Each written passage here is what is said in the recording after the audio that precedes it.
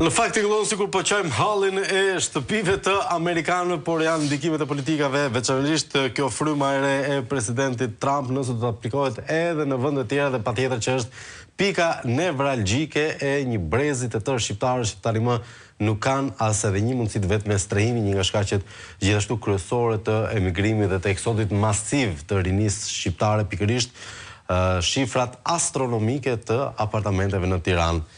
Por jashtë Belinda Ballukun dhe 325 apartamentet e saj.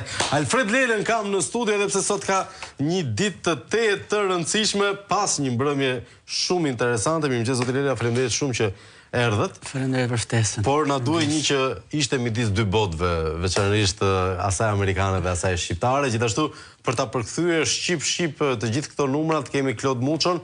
Faleminderit Muço. Faleminderit ju për ftesën. Faleminderit që e pranuat. E fillojmë me Lelen. Para një, Trump është politikani njëkohësisht më i mërzitshëm dhe njëkohësisht më surprizues në botë. Se është surprizuese kur një politikan i mban premtimet e fushatës 1-1. Çfarë po ndodh me nismën e tij, ndërkohë që e akuzuan për gjithë këto vite që ishte në fakt pengi korporatave, por tani ka dhënë një goditje shumë të fortë korporatave edhe me këtë vendim. Shiko, unë nuk mendoj që është goditje drejt për korporatat, sepse fushia blerëse e korporatave në tregun amerikan të mobiliareve nuk është aq e madhe. Trumpi ka unë mendoj që duhet t'i japim dy kredite. E para një tregun imobiliar, pasurinë të patunshme se vjen prej andej, pra e ka bërë ato pak lek që ka bërë, i ka bërë në atë treg. E dyta është shqetësimi që ai ka për zgjedhjet e mesmandatit, midtermet amerikane, që duhet ta adresoj, sepse në një palë zgjedhje të pjesshme para 2 muajsh, 3 muajsh që ishin, republikanët nuk dolën mirë. Kështu që duhet kemi parasysh këto të dyja kur kemi parasysh kur diskutojmë nismën e presidentit Trump. Pa harruar atë që është kryesore tek ai, që ai është jo konvencional. Pra nuk është politikani dhe presidenti që ne kemi parë në shtëpinë e bardhë për tradit dhe si zakonisht. Tani, si përkthehet kjo, unë ndoshta më shumë do doja të flisnim gjatë rrjedhës së bisedës, si përshtatet kjo nismë në një terren të minuar të imobiliarëve siç është Shqipëria. Sepse unë mendoj që Amerika dhe Trumpi, edhe pse duket një halli i madh i të rinjve çifte të reja amerikane, prap e kanë më taksesueshëm tregun dhe mundësinë e blerjes dhe blerjen e një shtëpie. Ajo që këmbana që unë dëgjoj me këtë nismë të presidentit Trump është po këtu, pse nuk ka një farë deregullimi dhe rregullimi në të njëjtën kohë. Pra, pse nuk ka një përpjekje, ndërkohë që dhe dëgjojmë kryeministrin zotin Rama që del dhe thotë, pra flet për dyfishime dhe jo për ulje. Dhe kjo është, mendoj që kjo është drama që lidhet pastaj me atë që ti the, që lidhet me dhe që është fakt me shpopullimin, mbi 1 milion shqiptar të ikur në rreth një dekad, mungesa e shpresës, pesimizmi e gjitha të tjerat me radhë, që prapa nga faktor ekonomik bëhen dhe faktor social dhe po themi edhe shëndetësor dhe kulturor dhe psikologjik. Nuk është më aq teorike, pastaj bëhet me një praktike. Në fakt, Muço, cilat mund të ishin nëse do aplikojë një qasje e tillë? Këtu nuk kemi korporate, këtu kemi korruptato që i kanë blerë shumicën e këtyre banesave, mbi të gjitha duke pasur parasysh shifrën e 100.000 apartamenteve bosh vetëm në Tiranë. Ajo që vjen të rend në Shqipëri është fakti që shpeshherë blerësit e apartamenteve që në shumica të rasteve janë qytetarë të thjesht, kërkojnë një shtëpi thjesht për të jetuar, është minimumi i garancisë. Ëndra amerikane që përmendi Trumpi në nismën e fundit është në një farë mënyrë dhe ëndra e shqiptarëve që lind pikërisht nga kultura e shqiptarit, duke pasur parasysh para viteve 90 se si jetonin shqiptarët në hapësira shumë të vogla dhe familje shumë numeroze në numër. Kështu që ajo që ka ndodhur në Shqipëri në kohët e fundit është fakti që ndërtuesit vetëm duke zbardhur lejen fillojnë që të shesin një pjesë të mirë të apartamenteve, qoftë qytetarët e thjeshtë, qoftë duke dhënë me clearing me clearing, punë të ndryshme dhe praktikisht ndërtuesi në vetvete kthehet në thonjza në një sekser ndërmjet qeverisë edhe nën kontraktorëve të tij dhe në vetvete financimet i bëjnë vetë qytetarët. Kjo në një farë mënyrë jep mundësi që ata të nisin disa ndërtime njerëz, u jep mundësi atyre që të financojnë dhe të punojnë me paratë të tjerëve. Dhe kjo në një farë mënyrë ka rritur në mënyrë të ndjeshme spekulimin në sektorin imobiliar. Pra ideja është që unë blej në momentet e fillimit të punimeve me një çmim shumë të ulët sepse ndërtuesit i duhen paratë dhe vazhdoj pastaj të rishes këtë hyre një herë, dy herë apo e kështu me radhë. Me të në thelb, ne sot që po flasim, kemi ndërtuesa që kanë më tepër se sa një kund në ndërtime sipër, duke pasur parasysh apo 300 apo 500 metër katror ndërtime kullash të larta, që çmimet për metër katror, kosto e ndërtimit të tyre shkon nga 1.000 deri në 1.500 euro për metër katror. Flasim për koston e ndërtimit të tyre ndërtesave kaq të larta. Ndërkohë që janë kompani në shumë raste pa eksperiencë apo pa një kapital, që nuk kupton që ka diçka që nuk shkon, do të thonë nuk është forma, pra nuk janë ata që po investojnë, po janë të tjerët që po investojnë, që qofshin këta qytetarë të thjeshtë apo qofshin thjesht një formë për të depërtuar paratë gjeneruar nga ekonomia kriminale në ekonomi reale. Kështu që për të përmbledhur dhe për të kthyer pyetjes jote, nisu nga kjo situatë, çfarë mund të bënte shteti? Mund të bënte të mundur që mos të jepeshin në leje ndërtimit e persona që nuk kanë një background apo nuk kanë një historik në sektorin e ndërtimit apo nuk kanë një kapital financiar të mjaftueshëm për të financuar ndërtimin. Aspekti i dytë, të mos lejonte këto shitjet thjesht në ajër, ku ti blen një ajër dhe pastaj duhet ndoshta 5 vjet apo 7 vjet për të marrë apartamentin të mbrapsht, të mos lejoheshin këto transaksionet në mënyrë të vazhdueshme me nën kontraktime që bëhet gjithmonë më e komplikuar situata. Kjo në një farë mënyrë çfarë do bënte? Do seleksiononte, do bënte një seleksionim të ndërtuesve, pra do ndërtonin vetëm ata që ishin serioz, do bënte një frenim të ndjeshëm të depërtimit të ekonomisë kriminale në ekonomi reale, pra do ishte vështirë që paratë e krimit të depërtonin në ndërtimit, do bënte të mundur që sektori i ndërtimit mos të ishte një sektor që përflitet që të jenë një ndër sektorët kryesor të pastrimit të parave, dhe do bënte të mundur pastaj edhe në fund fare që duke qenë që nuk do jetë në sektor spekulativ, atëherë çmimet do ktheheshin në çmime reale dhe jo në çmime të fryera, dhe do bënte të mundur që çdo qytetar shqiptar të plotësonte atë ëndrrën, ashtu si qytetarët amerikanë atë ëndrrën e të pasurit një shtëpi në pronësi për të jetuar. Në fakt, një nga arsyet pse këmbgula që tishe ti, zotëri Ela, është fakti se politikat e Donald Trump duken gjithmonë më të qarta.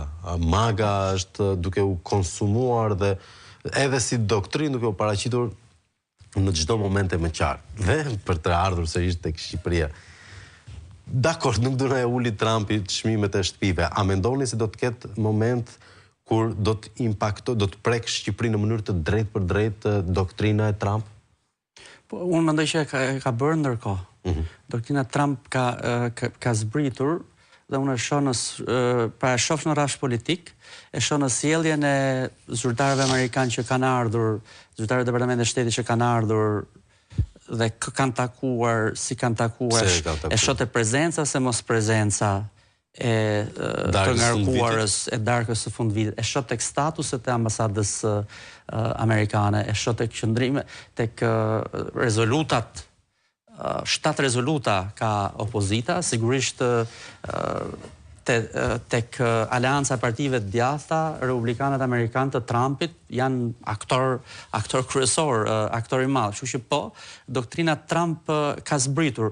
Unë jam skeptik për këtë të imobiliareve, se shiko çfarë kërkon. Kjo kërkon një vullnet politik. Si shumë çka. Kjo kërkon një vullnet politik, unë nuk mendoj që është ndonjë gjë e vështirë. Ta zëm për çfarë është vullneti politik. Partia Demokratike në zgjedhjet e fundit, zoti Berisha këtë paraqiti për çiftet e reja, një banesë, një çati për çift. Është kaq e thjeshtë. Si, jo me afal, pra shteti nuk kthehet në fales, por shteti të jep një kredi me zero kaq do çifti ri, nuk do me i dhën shtëpinë, nuk do lëmosh. ata duan mundësin, aksesin të tregu imobiliar dhe kështu bëhet. Dhe kjo pra zgjidhet po të ketë vullnet politik. Pse mungon vullneti politik? Sepse ne kemi një qeveri që lyen buzët e Shqipërisë, ndërkohë që gjithë organet e tjera, gjithë pjesa, dhe kjo shihet nga përmbytja. Kjo është qeveria e dëmshme që merret me lyerje buzësh dhe talleshin kur opozitarët ose kritikët thonë fasada dhe e përsërisë Rama se me dëmek tallje me talljen. Jo, është tallje më të vërtetën. Fasada këtu duket. Pra shteti nuk ka instrumentet kryesore, pra nuk rridon këmbë, nuk ka kolonat, po ka një buzëkush të madh. Po deklaratat I bënë ndihmë çdo gjë në kontroll. Po ajo është pjesë e fasadës, pra unë shikoja duke dedën e këtyre, pra dedën e filmit, Fillorojci, nëpër dhe video të Belës dhe të këtyre, duke shkuar, po nuk është ajo, se dikush e merr rrogën, ti bën një foto. S'ka nevojë dali ministri se çdo bëj ministri. Ti bën një foto që po del. Jo, ti rregullon strukturën, infrastrukturën, investon aty, nuk bën kopshtin e Babilonisë të varur në kryeministri, nuk I jep ato 150 se ishte mbrëm, se nuk po e themi ne. Ish zëvendësi I shefit të madh. Numri 2 shefi. Arben Ahmetaj janë zori, doli 1, 2, 3, 4, 5, 6 dosje, 100 miliona euro. Ku janë? 14 miliardë. Ku kanë shkuar? Jo, në ato dosje, 14 ishte e gjitha. Ku kanë shkuar? Ku janë? Se në kanalizime nuk janë. Në diga nuk janë, në hidrovore nuk janë, në linja të sigurta nuk janë, në rrugë që kanë zënë rrugët, thoshte rrugë pa rrugë, thoshte rrugë të lëna rrugëve. Tani ky ka bërë rrugë që kanë zënë rrugët. Ky është kryeministri I parë, qeveria e parë që bën rrugë që zën rrugët. Dhe po I dalin, nuk po I sajojmë. Po janë shembur, po I shemben rrugë që sa e ka bërë, 260 milion euro dhe ka zën rrugën. Dhe shqiptarët do kalojnë prapë nga ajo rruga e Berishës, Zogut, Italisë e tjerë nga e vjetra. So rruga e re e Tij e Florint ra mbi rrugën e shqiptarëve dhe mbi taksat e tyre. Kështu që do vullnet politik mungon qartësisht sepse vullneti politik këtu është ndërruar në vullnet pasurimi të klubit rrethues, të klikës, të sektit. Aty që thonë që është një popull BQ. Popull BQ dhe këto ndodhin dhe thot një nga eksponentëve lartë të partit, këto ndodhin edhe në botë dhe bën filma. E kupton ti çfarë përgjithshmëria totale? Një lloj përdhunimi është dhe ky, po përdhunim është në fakt, se kur populli sheh që rrugët që t'janë marrë taksat, kanalet, hidrovoret, zihen, tije deri në fyt, në ujë, bagtin, shpinë e ke, dhe del kryeministri dhe thotë që më fajsoni mua dhe për përmbytjet në Itali dhe në Maltëzi. Pra nuk qanë hallin e këtyre atyre që është ngarkuar për të qeverisur, por qanë hallin e Italisë dhe të Maltëzi. Pra e largon objektin e kritikës dhe debatit dhe të zvërtetës. Dhe njerëzit fatkeqësisht ende rrinë dëgjojnë. Nuk e di çfarë kampane tjetër duhet për dëgjuar për dalë. Muço, sa mund t'i funksionoj, sa vite mund t'i funksionoj kjo skem që duket që është pilotuar në mënyrë të drejtpërdrejtë nga kryeministri, kjo e çmimeve të apartamenteve në Tiranë. Nuk po flas për metrat katror të hapësirave tregtare, flas ngushësisht për banesa. Kjo fryrje artificiale, kjo largimi I shqiptarit zakonshëm nga tregu. Ja, që është fakt nga një letër e dërguar institucionit të OSHE-s, është bën re që vetëm në Tiranë ka 36.000 apartamente, flas për qytetin e Tiranës, jo bashkë me periferitë e tij, ka 36.000 apartamente që nuk konsumojnë energji, pra që praktikisht janë bosh. Plus pastaj kemi një shifër shumë të madhe apartamente që nuk kanë fare një kontratë të energjisë elektrike apo që janë në ndërtim me sipër, kështu që praktikisht ka një boom, ka një sasi shumë të madhe oferte në treg që janë të pashitur apo të papërdorur. Për më tepër, është një tregues shumë interesant që thotë që në 10 vitet e fundit në Tiranë janë dhënë leje për të ndërtuar mesatarisht rreth 300 metër katror ambiente për çdo individ që është shtuar në Tiranë, ndërkohë që mesatarja e BE-s është që nevojitet rreth 30 metër katror për person.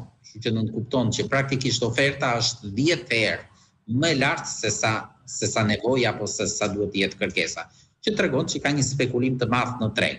Në të tilla kushte, kur nga një anë kemi një rritje të ndjeshme të ofertës, kur nga ana tjetër kërkesa është anemike apo është e pamundur të përballohet nga qytetarët normal dhe të gjithë jemi koshën, gjithë punojmë në Shqipëri dhe kemi të vështirë që të blejmë një apartament sot. Nëse në Zvicër duhen 6.8 vjet, nëse në Milano duhen rreth 18 vjet për një familje shqiptare të blejë një apartament sot në Tiranë, nuk po flasim në zonat luksose të Tiranës, flasim në zonat periferike apo në ato zonat normale ku jetojnë qytetarët e thjeshtë dhe me dinjitet, duhet mbi 20 vjet për të blerë një apartament. Dhe flasim apartamente të vogla sepse ju në nisje të kronikës thatë 70 apo 80 metër katror apartament. Në fakt, po të kemi parasysh që Shqipëria është një rast gati unik, që ne kur blejmë një apartament blejmë dhe hapësirat e përbashkëta, pra nuk blejmë vetëm apartamenti që ne shkelim. Një tjetër 1/3 e çmimit që humbasim.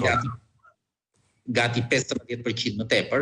Kështu që 70 apo 80 metër katror apartament nuk kupton që ti realisht të hipotekueshëm ke vetëm 60 apo 65 metër katror, që në të vërtet nuk është e pamundur. Një sekond, Muço, që ta kuptoj pak publiku që na ndjek. Taksat e reja të Bashkisë Tiranë kur blen shtëpi janë një përqindje shumë e mirë apartamenti që ti nuk shef as 1 metër katror, po ti merr dikush ato lek.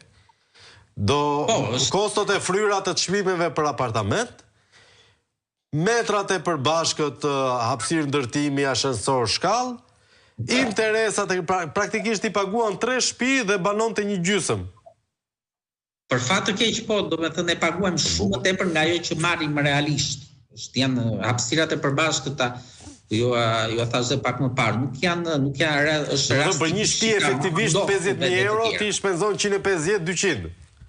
Mirë, Bela pra nuk ka 300, se jetë të jetojnë 150.